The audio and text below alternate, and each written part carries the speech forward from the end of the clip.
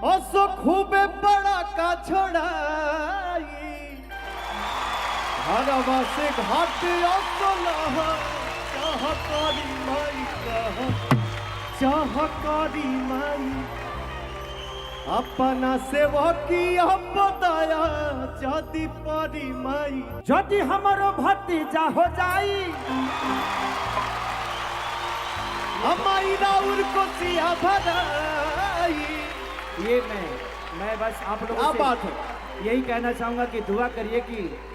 अभी तक भैया एक कुंवारे की जिंदगी जी रहे हैं, शादी होने के बाद भी जब तक लड़का नहीं होता है तब तक कुंवारा ही रहता है। बस आप लोग दुआ करिए कि भाई के घर में एक लड़ना छठी माई के कृपा से आ जाए,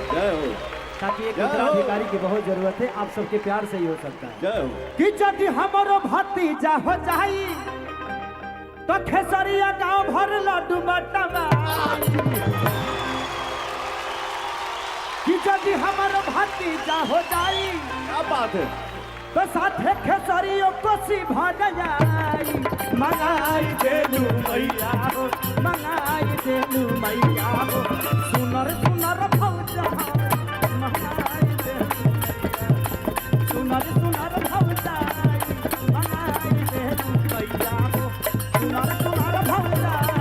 मंगाई देलू मैया हो सुनर सुनर भौजा मंगाई देलू। प्रेम से बोली एक बार छठी मैया की